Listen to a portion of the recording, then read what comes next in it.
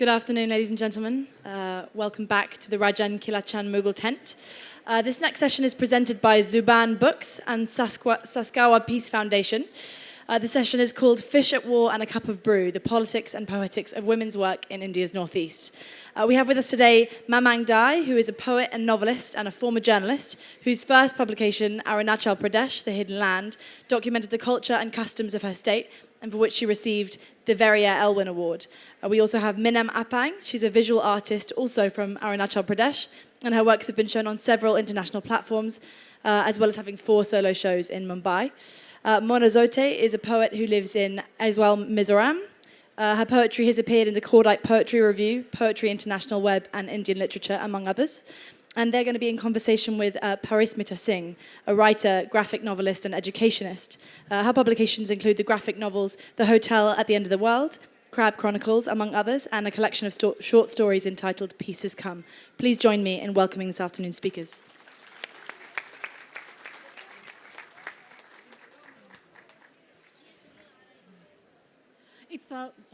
Thank you, everyone. It's a great pleasure to be here and for me to introduce our brilliant panelists that we have here, as well as to introduce our book called Centerpiece that we recently launched. And I'm not going to be a moderator from hell and go on, but at the same time, since we have a little bit of time, I'm going to briefly introduce our book. And then we move on to our panelists, where we have a poet, an artist, and a novelist here with us. So we have a great blend of views and opinions and a little bit of reading. And also, we give you a sense of what went into the making of our book Centerpiece. Right. So first of all, we are very grateful to Zuban Books, an independent feminist publishing house, for having taken the risk in letting us put this book together. Because, and this is really a shout out to feminist independent publishing houses, because I think they do a lot of work, because this is a book that came about a year ago. And it is a special book in a sense, even though as the editor I say so myself, because it works upon the theme of women and work, and at the same time, and of course, it looks at the Northeast, India's Northeast, and at the same time, it is also a book that brings together a whole collection of poetry, art, textile art, photography, fiction, as well as non-fiction and some very hard-hitting essays, and all around the theme of work. And along with Zuban, I'm very grateful to the Saskawa Peace Foundation and Hendrik Boll, because it was their, because you really need the funders to be able to produce a beautiful book like this with a lot of artwork and a lot of photography. Right. So before I move on to our panelists, I want to quickly touch upon some of the concerns that shaped our book Centerpiece.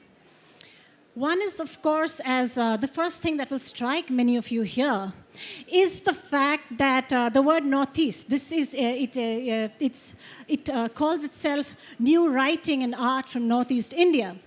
And many of you may have questions on what is this Northeast that we are talking about. And as we know and has been very much discussed of late, the term Northeast is not one without its problems. About 10 or 20 years ago, when you used the term Northeast, no one claimed to be from the Northeast, People, people from the 7 states, the 8 states, people from that region would identify with tribe or community or state or religion or or many of these together, but rarely would anyone say that they are from the Northeast, right? And this is indeed, I'm not going to go into too much detail here, but this is indeed a term that has a fairly problematic history. It has its roots in the colonial era with a certain amount of racial apartness and it is, as well as an administrative and strategic and military unit. And this is a legacy that unfortunately has also continued into the post-colonial independent India. And we have seen many decades of insurgency and draconian laws. So when this term Northeast is used, all of this also comes in. It's a slightly complicated term. And then, of course, our main question, that is it indeed wise then to categorize art and writing and poetry, which is, and these are things that ought to be questioning borders. Is it then wise to categorize this through region, and particularly a category as problematic as the Northeast, right? So this is the point when I usually say, to know if we have managed to succeed, you have to go and buy the book and read it. But I'll briefly sort of speak about that. So these are some of the concerns that were very much at the back, very much with us when we planned this book, and when all of us as contributors came together to contribute and to put in our essays and photographs and other projects.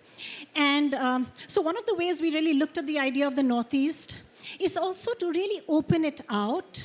We did not look at the Northeast simply as an administrative unit of a couple of states. No, we also tried to seek out the term in a way that has been reclaimed to some extent by the people it has gone into defining, because that too happens in the process.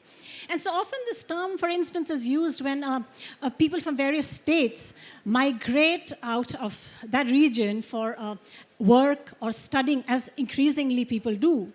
And when you're stuck in very cheap, urban, very often in urban areas where you're moved into housing, where there is proximity, when you have to mobilize, to protest, or to sort of ask for your rights. So often in terms like this, the term Northeast becomes a term of solidarity. And then this term is also more open-ended. It is more fluid, I think, in some sense. So these are the various ways that we are trying to reappropriate the term Northeast when we use the term here. And for instance, we also have an interesting essay from the Chittagong Hill Tracts. And of course, we call her the guest contributor. But many of the concerns she raises are so integral to the other pieces as well, and to the idea of the book. So it really questions, what are our borders? What are these terms? Right. And the second question that, of course, you will think of when you look at this book is that it is essentially about women and work. And this is something we are going to further touch upon when I move on to discuss with my fellow panelists. But again, briefly, women and work, again, within the whole colonial representation and what has gone on, what has sort of followed right up till now, is that the idea of the woman and work in the Northeast is also one that has a history of representation now, right? Because you do see, like, for instance, what is it that you think of when you think of the women and work in the Northeast? You think of this tourism, the fancy tourism advertisements, or colonial photography. And especially with the tourism advertisements, you really have the idea of the indigenous woman at work in the rice fields, or lugging a very heavy heavy basket in the hills, and she's smiling, and she's an integral part of the landscape. So, but these are, I think, very shallow and very limited representations. And with this book, we've really tried to engage with some of these stereotypes and to go away and to see if it is possible to forge a way out.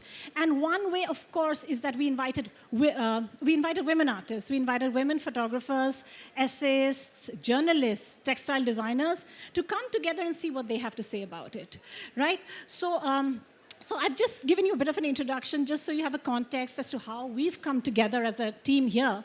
And now I think we can move on to... of course, I think we'll begin our conversation with Mamang Dai, who needs... right, is that okay? Yeah, right. Who really needs no introduction in a sense. She's a Padma Shri. She has extensive publications, and I think... and has done some very good writing on the subject of women in work, right? So my first question would be about a term. There's a term that I've picked up from one of your earlier works. So I really hope, I hope you're able to step back, and you don't mind stepping back to revisit the legends of Pensam. So in the epilogue to the book, you really talk about the idea of Pensam as a middle ground, as a space, and this is a term from your tribe, the Adi tribe, and you speak about this term as a middle ground, as a space where anything and everything can happen, and it does sound a little bit like the kind of thing we are trying to do with Centerpiece. So could you tell us a little bit about that? Thank you, Parismita. Good afternoon, everyone. Pensam is an Adi word. I come from Arunachal Pradesh. Adi is my tribe. And Pensam actually means just that moment in time when you have the ability or the will or even the privilege to do something. And in the book, I have taken it to mean that space of time where you can do actually anything and everything is possible. Now, this is from a writer's point of view. Parismita has been talking about women at work. I have to admit immediately that I am an Adi woman. Minam also is here from Arunachal Pradesh. We belong to the same tribe. But I don't know how to weave. I have never gathered firewood as a daily part of work. But we have portrayed these images in books. And I think it's important for the reader, for myself also as the author, writing about indigenous women, or the women I write about in my books are all rural-based, but they come through as having a great deal of strength. In fact, in real life also, they are much more courageous than me. I have to draw on them for many of, the deeper lessons in life, let's say, about patience and endurance, but not to sound, too philosophical. I think that is what has characterized my writing. And if I may just, take time to say one of my favorite quotes was from the book, the film The Matrix, where Leo Fishburne is telling Neo, Keanu Reeves, the oracle, they're going to meet this wonderful woman and going to save the world and all. He says, okay, there's the door, and finding the path is different from walking the path. Now that stuck with me because I always wanted to write, now I'm an author, okay, because I have some published works. But actually being a writer also brings home other things. When you're walking that path, there are a lot of things to think about, which I'm still delving into. So I don't have, real clear-cut answers, but this is what we were trying to portray, and I think Centerpiece, which Parismita has introduced, has come out rather well. There are very beautiful graphics, and it is a movement, to connect and to bring things together. That is my thought at the moment. Yeah, so just to continue with, I think, what we are talking about, women's strength, and also the story that you've contributed to Centerpiece. And it's very interesting for me because the protagonist in Tanik, the Mythmaker, we run a short extract for it in the book. And the protagonist is located at a very interesting time. And because, as we know, and this is something that you've worked on in your other stories, development is really like any gift. It can be poisoned as well as it has its blessings. But somehow, but with Tanik the Mythmaker, it is an optimistic story. There's all this flux. Traders are coming in, but she's weaving, and she's able to change her life with that weaving. So would you like to tell us a little bit about women and work in a slightly changed world?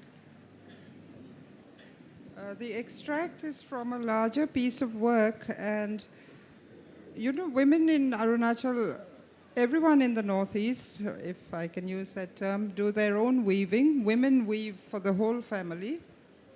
Unlike other parts of the country, only women weave. There is one special textile, which is the war coat, that is woven by men of a particular tribe, the Idu tribe of Arunachal Pradesh.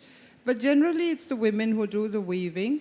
And I know many women who have and who still are, in the government craft centers. They're there as weaving instructors. And with this kind of earning, especially when they were just first time leaving the village, they have supported their friends, their men through college into a degree and into government jobs, things like that. Women are still working at road building. And I think now with things opening up much more, women are the great entrepreneurs in Arunachal Pradesh. They're into everything, florists, nursery, frozen foods. They've taken the lead in that. So I think that there's that kind of development flowing in. But another thing one always thinks about is, we talk about development, governments, the state government, the center will say development of the Northeast or Act East, Look East, Buy East. All these things are there. But they will talk about indigenous crafts, cane or bamboo or piggery or poultry. Now these are very compartmentalized things that one envisages for the Northeast. That is my personal opinion. There are so many things that can be done. And when you talk about development and change, you say, progress, a better future, ensure economic security. But when change actually happens or begins to happen, it always comes with its own dynamics. You don't know which way it's going to lead. And this can throw up a lot of things, both negative and positive, but it depends how it's ushered in, And maybe through writing, we can be of a little help in this process. Right. So the other question that personally, one of the things that Mamang's writing has really, it made a big impression on me is the sheer, is again going back to what I was discussing with Centerpiece and, this idea of the woman in the hills and, and the picturesque depiction in a whole tradition of photography, in whole traditions of advertisements. And so, and when I read Mamang's work, she has such strong descriptions of the pain of this labor, and for instance, there's this brilliant description of just what it takes for a woman to be going up the hill with that basket in her head, and that's really made a huge impression on me, and I think it's just shaped a whole lot of writers and the way you should look at the way the world, the depth to which you can go to understand or to portray another person's world. And so, so there is this nature which is omnipresent, which is very strong. And at the same time, it's a very hard world. And at the same time, it's also women who do very, very difficult work and who are also able to overturn and exceed our expectations. That happens all the time in your stories, and and I'm talking more of your recent works as well, when they just do the most fantastic things and it makes for great stories as well. So, and then perhaps I could also request you to maybe read a little something for us. So you.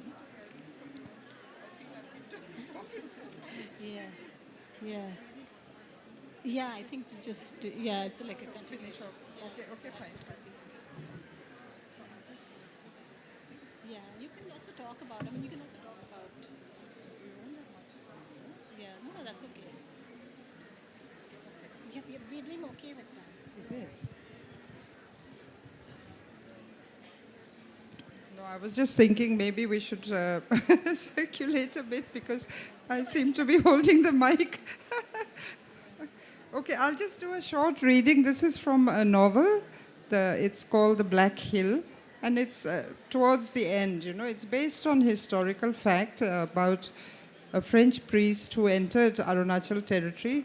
It was the frontier tracts then, more than 200 years ago, and he was murdered by some of the tribes. And the tribesmen were also the first people to be hung in a jail in Assam, a tribal man who died by hanging in Dibrugarh. So I'll just read this. Long before dawn, Gimur heard the sound of footsteps. Someone was trying to take her away. A man was pulling at her and she was fighting bitterly. He was another prison guard. She stood against the bars, blocking Kajinsha from his view. and faced him with no expression on her face. She raised a hand. The gesture was so imperious the man stopped, but only for an instant. A woman, my God, what was a woman doing here? His smile was false, and he gripped his rifle nervously as he came up close. He was a short, thick-set man with a wide mouth and black slanting eyes that stared at her silver necklace, her short blouse, her face. Beware, beware, these women have no shame. What brings her here? He saw Gimur's hand slide down to her waist. At this moment, he jumped forward. He was trying to pin her arms back and force her down on the ground. He was shouting at the top of his voice, but Gimur knew no one would hear him in this God-forsaken place. She locked her right leg around his thigh and pitched her body against his in a silent, deadly struggle. The man's back slammed against the iron rods. She heard the clink of metal. Kajinsha had grasped the man by the hair and was holding him there in a vice-like grip. His eyes were mad with anger. "Run," he shouted, but she did not heed him. She had the Sipai now. What am I? Am I not one of the chosen, she thought. Am I not God's creation? A woman is God's creation. Which God? What did it matter? Here she was, standing inside prison walls and staring at the man she loved more than life and God. Too many words. She had no need of all these words. Who was this man trying to pull her away? Her wrap fell open and she let it. Her knife was attached to her waist string. She contorted her arm and yanked at it so hard the string snapped with a ping. Let it, she thought. My life is gone too. She had no time for gentle love, tears, soft words, obedience. These are not for me. This is love. My love draws blood. Now, she did not hesitate a second. The man looked at her stunned when she turned with all her strength and plunged the knife into his throat. Shall I continue a bit? Yeah. Okay. Thank you so much.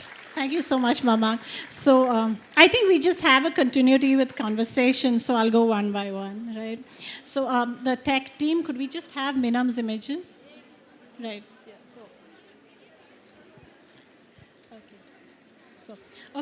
So I'm also very deeply honored to have Minam Apang with us. She's a visual artist and she comes from Arunachal Pradesh, and she currently divides her time between Goa and Arunachal Pradesh. And she's also contributed her artwork to our cover, and it's made for a really gorgeous cover. And so I specially requested that we have some of her images on display, just so we can have a sense of what I'm talking about. And so Minam, hi. Right. So I see Minam's work, and she works with pen and ink and charcoal and a wide range of media.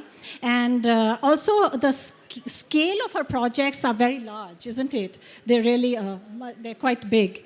And also she's had many shows, but the piece that I used for the book that is a personal favorite of mine goes back to 2008, and it's called The War with the Stars. And so we're going to talk a little bit about that. So you have to, again, I apologize, you have to sort of go back into the past and sort of bring it back a little bit. Okay, so, and I really see Minam very much in the lineage of storytellers, in a sense, because she works very strongly with myths and stories and her own experiences. So perhaps we can just begin by speaking a little bit about your process. Would you like to just tell us a little bit about how you work with myths and how your artistic process a little bit? The current work we're going to show, we have published, is from 2007 and 8. So in that way, work, I kind of worked with myths, but currently I work with just other abstract thoughts and ideas, but I think we'll focus on talking about this, right? So War with the Stars, it's a pretty popular and well-known story at home called Ango Takar Doing. So it's about explains how the natural phenomena occurs on a stormy night. You have fish coming up on the water and mist and everything. So it's like a creation myth. Yeah, a creation myth. So I think I was just out of college at that point, 10 years back.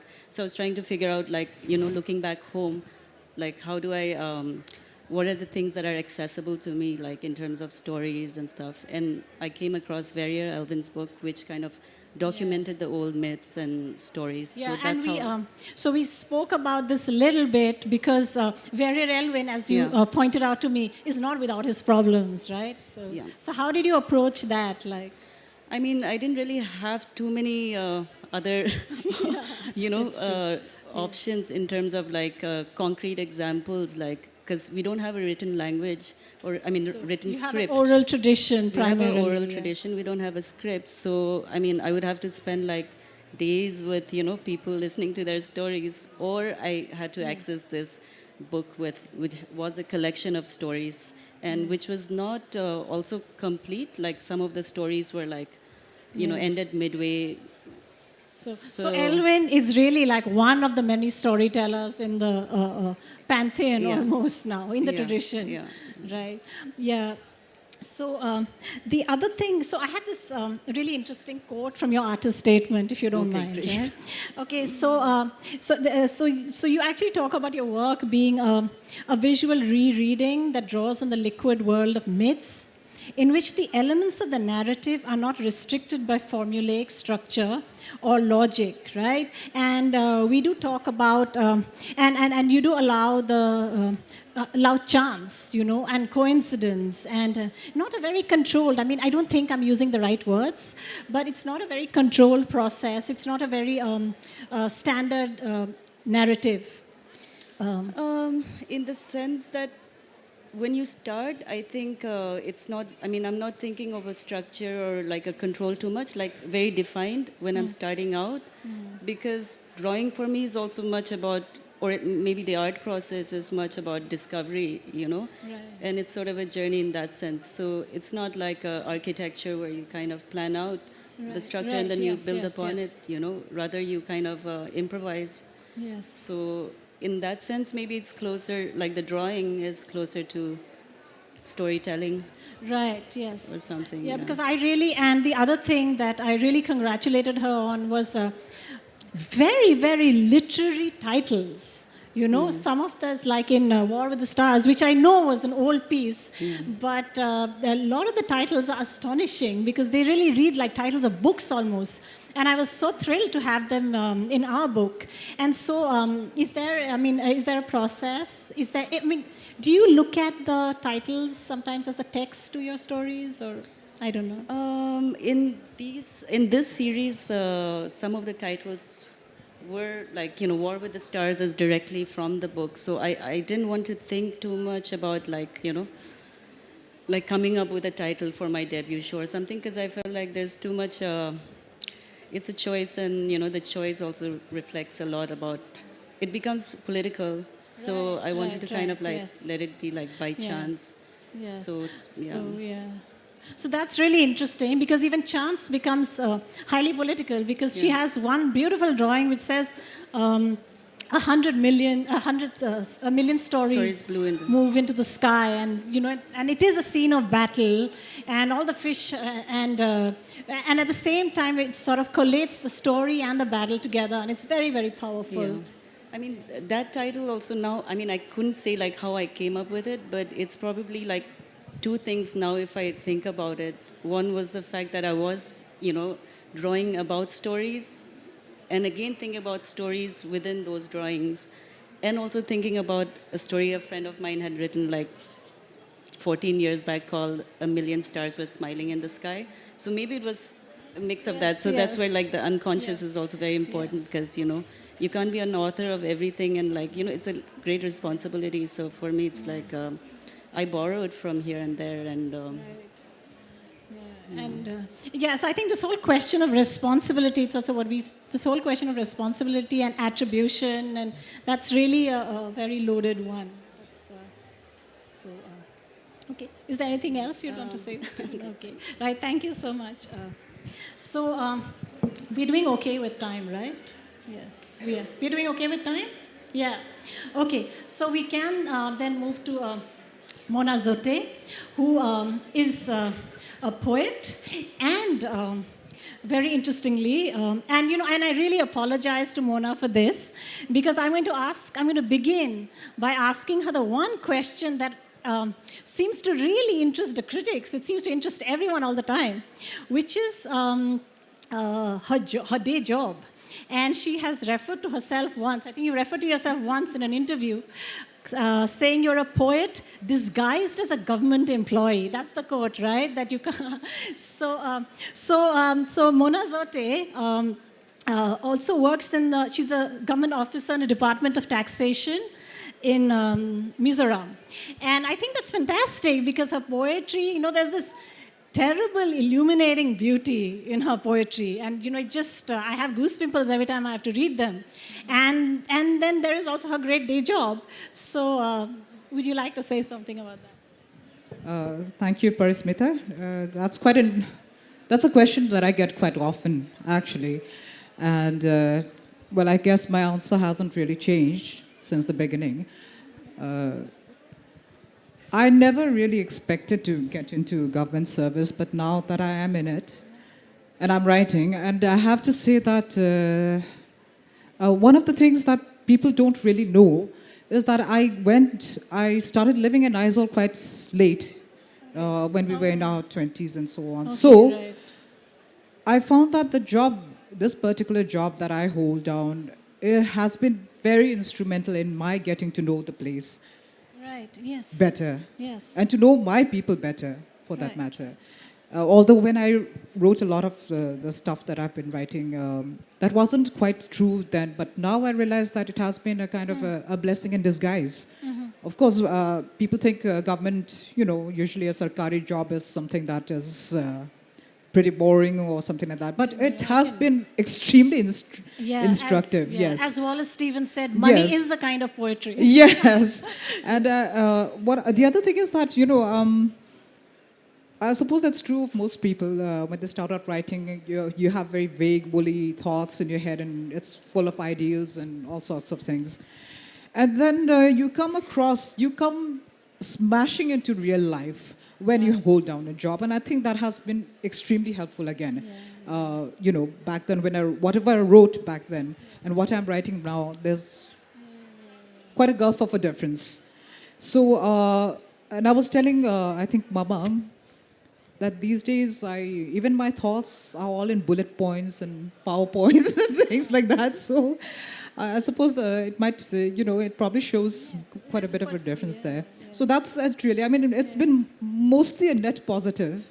And I don't really feel, of course, when I do my job, it's not at all lyrical or poetical or anything, but they do inform each other, very much so. So, well, you'll have to be the judge of that when you read, whatever I write. And if you think that, okay, Mona was, she's just talking nonsense, none of this could be a net positive, that's your opinion. Yes, I personally feel that, absolutely. yes, it has been very helpful. No, I think, yes, and no, that's the reason I asked you the question, because I think this is, the dynamic, and that's what also informs the book in a large way.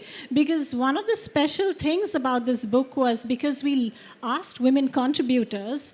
So one thing that I found as an editor was that a lot of my correspondence with the writers were really also about, like, every deadline for a large number of writers was also measured really against childcare responsibilities for the elderly, and I could not get deadlines in time when school holidays, for instance, apparently a nightmare time. work responsibilities, and I think, and this is not something, and I think it's an important dynamic that I hope has also fed into the book in some ways. So this is, so though I'm joking about it, this is a very serious question, how do you engage with the world of work? Yeah, and also, would you like to talk a little bit about your process, or should we just, yeah. Sure, Parismita. I mean, it's not very different from other people who are writing. I mean, of course, since a lot of my work has nothing to do with literature or writing or, the literary world as a whole. So I think when I have to write, when I have an idea, a concept for whatever, writing, whatever it might be, I really have to sink into myself even further than I think a lot of other people have to.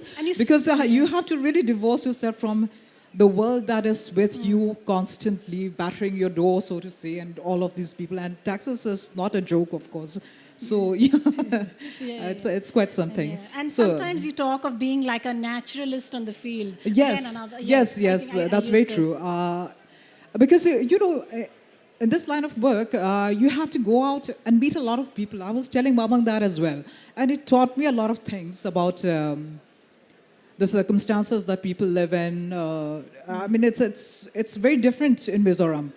People might think over here, taxes, you must be all the, the big business houses. But we have little people, little businesses too. And you really get to know these people as well.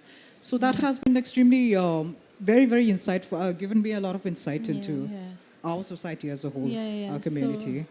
Okay. Yeah, and also, so perhaps before we move on to maybe you reading some poems, so maybe we can you can speak a little bit about living and working in Aizawl, because it's nice to, because I think all our places, Mamang has spoken and so has Minam, all our places have to a large extent informed our writing, Sometimes it can, sometimes it doesn't, But do you think, but sometimes I suspect in your poems, Aizawl is almost like, it's almost lurking there, it's there, and even though it's not politically, even though it's not explicitly stated.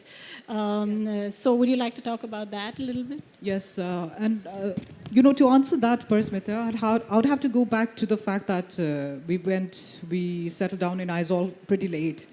So, and before that we were in Shillong, and those poems were never released, so I don't know where they are anymore.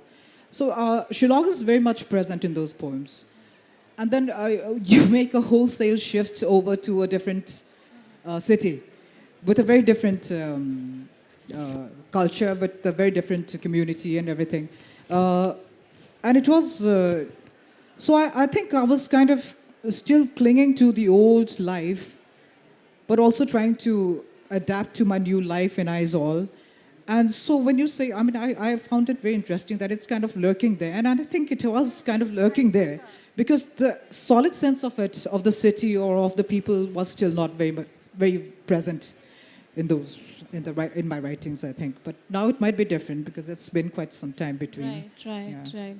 So I think we're doing quite okay in time, but I think we can then have some time for questions. So perhaps you could end, and it's always great to end with some reading of poetry. So perhaps you could read So perhaps you could read like maybe 2 or 3 stanzas from a poem you'd like.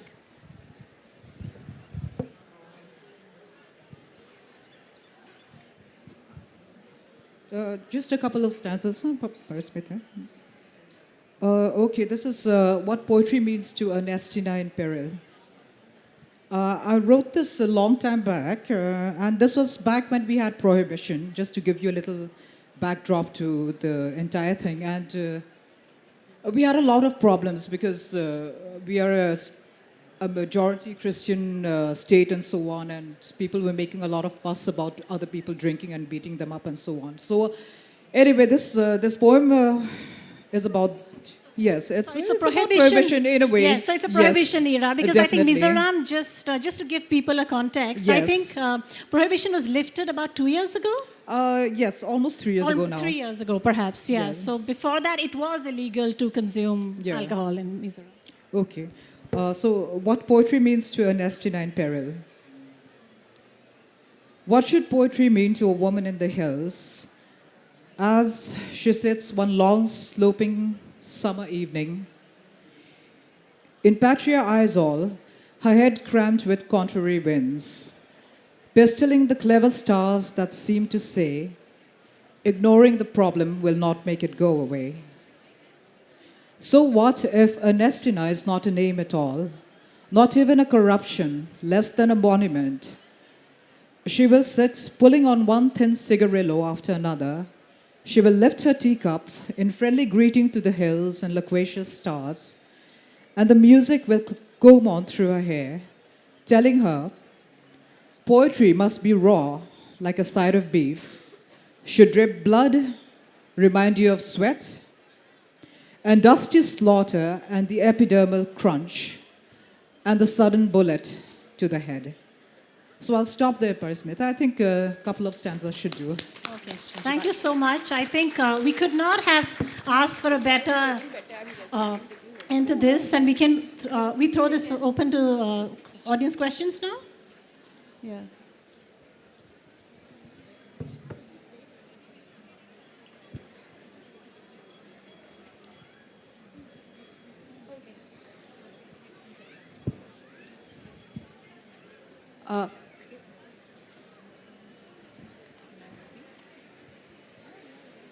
Hi. This is for the entire panel.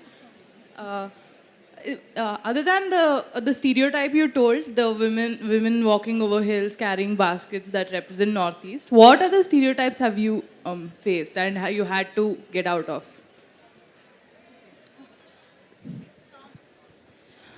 Okay, do any of you want to take this question?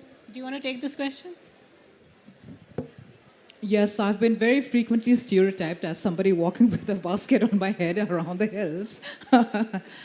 No. Were you asking, were we stereotyped? Have we been? No, I don't think so, because, one look at my face and I've never had a basket on my head. And it's very difficult, actually. And I have a lot of respect for these ladies and the occasional man who carry baskets on their head and walk uphill. That's a lot of exercise. So, no, we haven't faced a stereotype, even in over here. But I don't know if the others have, so I'll pass the mic on to them. I think another stereotype that may be building up is that people from the northeastern region of India are expected to write only about the northeastern region of India in a particular way. And you're all surrounded by cloud and mist and mythology and rivers coming out of your ears. So that also is something we have to resist. If it's the way you want it, it's fine, but it should not be imposed, I think that's all right. Thank you, Mama. Thank you, Mama. Hi, I'm Maitri Singh. You mentioned, for example, the stories that are accessible to you.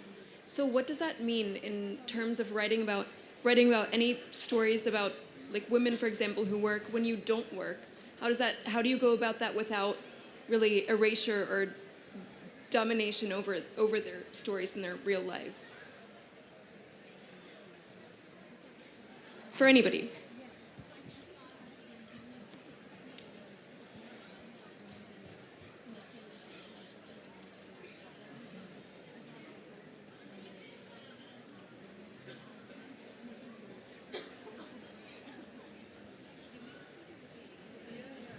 Could you just repeat the question, please? No, just put the mic closer to your mouth. Sorry. I think it's an acoustics problem, not your question.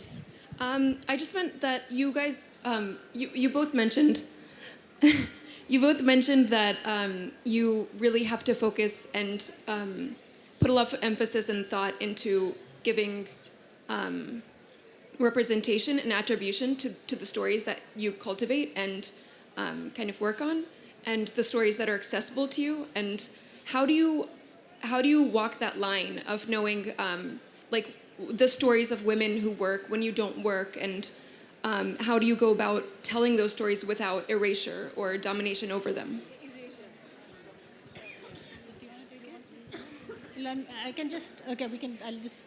So one of the things that I would often mention when talking about this book is that because, one tends to say a lot of nice things when you're trying to promote your book. But one of the things that I would take care to mention is that it is not in any way representative. Right. So this is the question of attribution, the question of erasure. All of these are it's a very good question. And these are things that, because most of us writing in this book were also writing in English.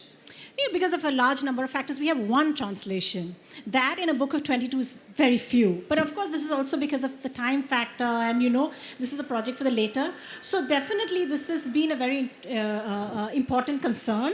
And we're very aware, like at least for the book, answering your question simply from the question of the book, we are very aware of how much more one has to do and how tricky this ground is, It is. And also, I think Mamang has also been, we've also been talking about this. It is a very pertinent question, because we also ask ourselves, like how can we, who are we representing? But I think ultimately it doesn't matter whether we're actually living in a village, carrying firewood, drawing water, or being dominated by male members of the family or any kind of thing. It is, what matters, I think, is the feeling. If you're really feeling it, or feeling their joy or their predicament, and you're trying to put that in, it's kind of recording something for everyone, hopefully, about our society, about ourselves, about the people you know best, that kind of thing. And mythology, as Minam also mentioned, we don't have a script, so everything is like open to interpretation. It is a little bit of tricky ground, using mythology also in our stories or retelling them. But I think currently most people are agreed that we just have to put all our feeling into it, so that at least there is some kind of preservation, of mythology, of our oral legends, and of village life even, which incidentally is fast disappearing. There is a lot of migration from the rural areas, and women are doing well also. That kind of thing. Thanks, yes.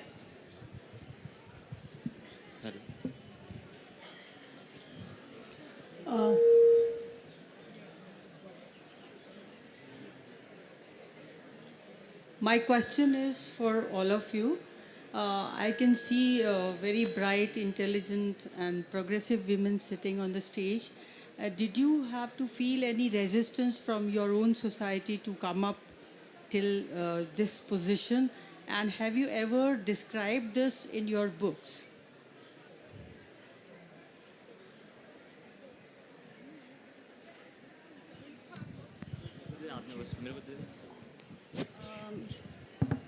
Hello, yeah. I'm a visual artist, so there's no one in my family who is a visual artist to start with. So I'm a painter, so it was definitely a struggle, like to just, but it was also something I think that pushes you further to kind of, you kind of have to like, prove it to yourself in order for others to also understand that it's, worth it. So yeah, for me, for sure. So.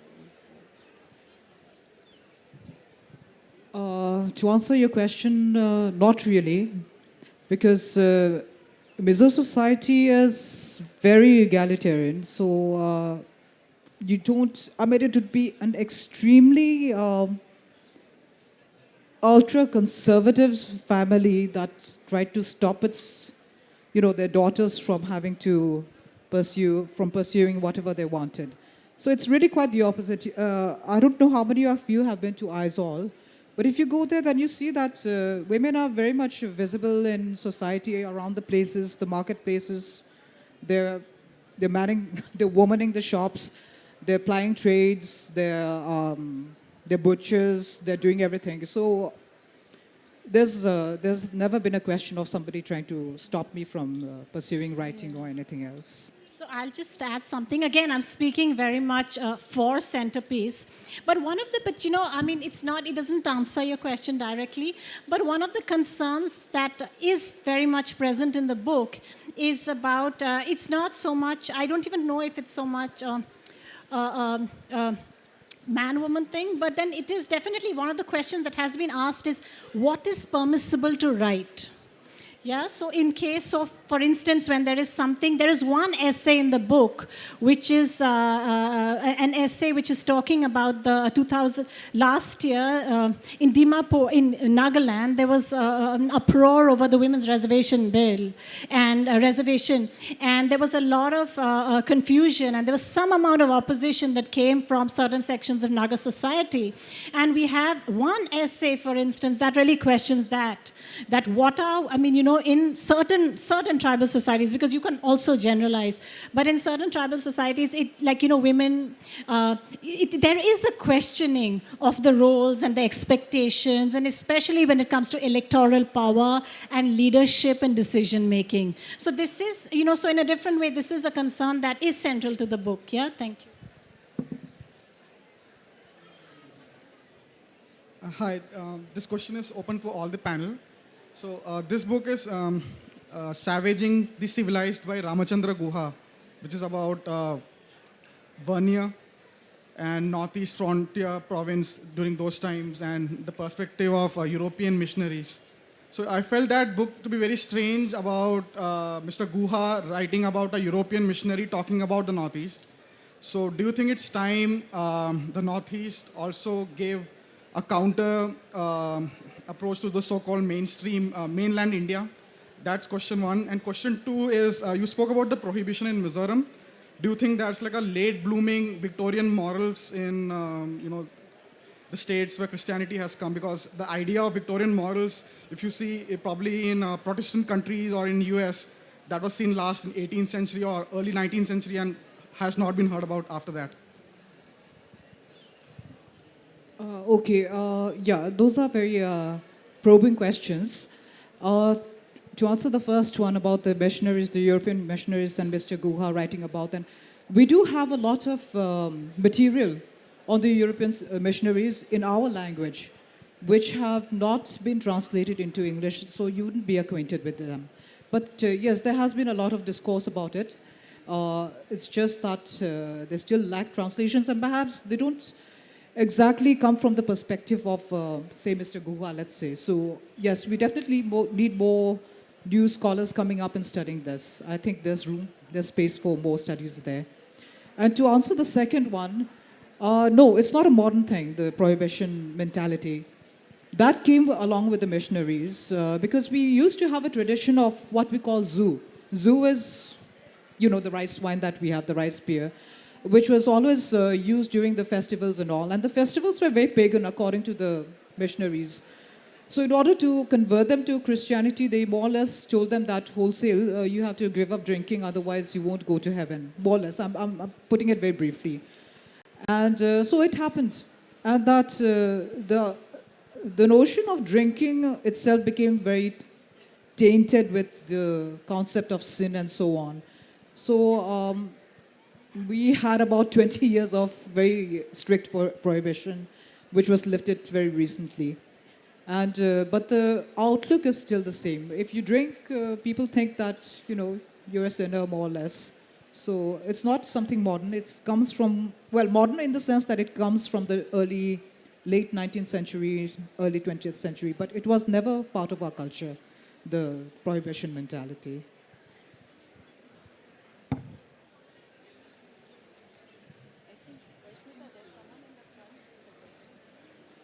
Hello? I think there's a front question. Yeah, so I have two questions. First, what lessons can the patriarchal regions of India learn from the matriarchal northeast of India? For Mamang, I think.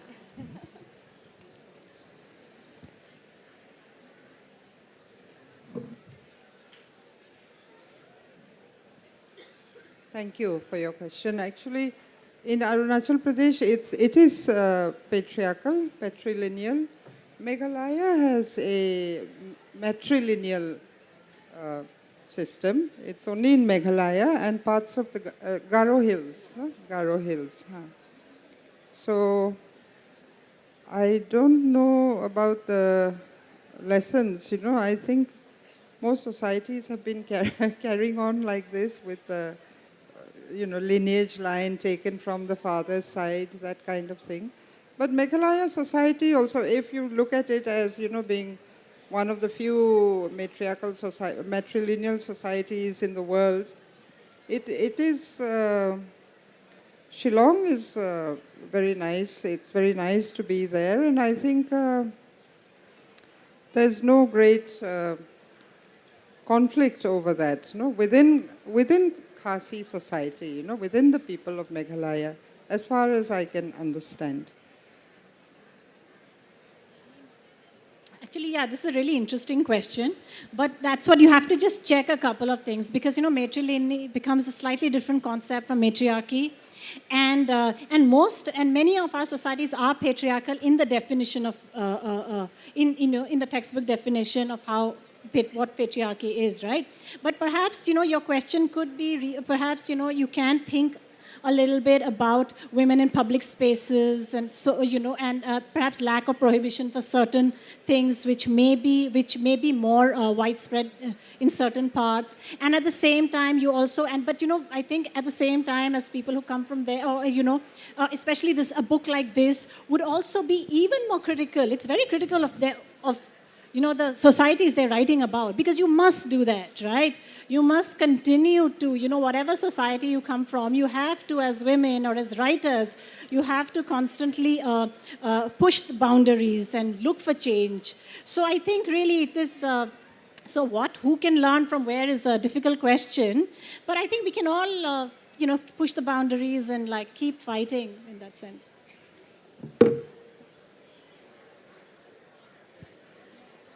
Let's take one last question from this lady here.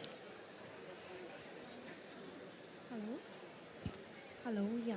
Hi, my question is for Minam. You mentioned that your painting in the book is a representation which you made in the year 2007-2008.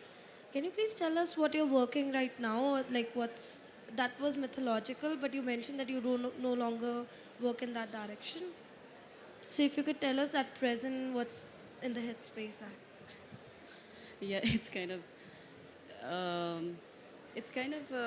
difficult to answer that in the sense,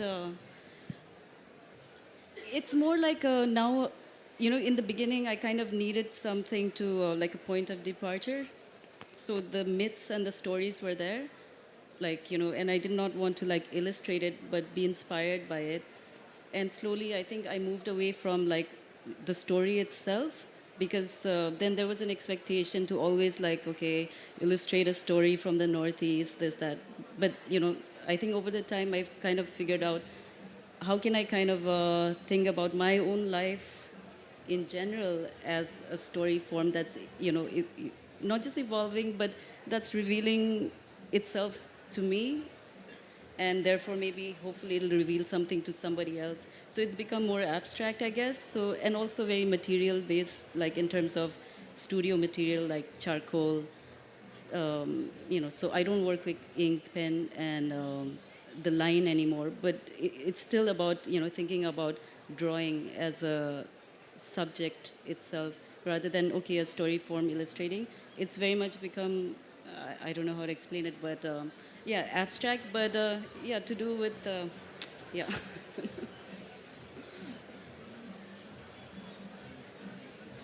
That's probably all we have time for at the moment.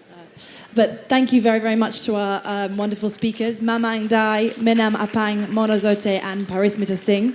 I think they'll be available to chat to you and possibly sign books at the author signing tent at the back. And thanks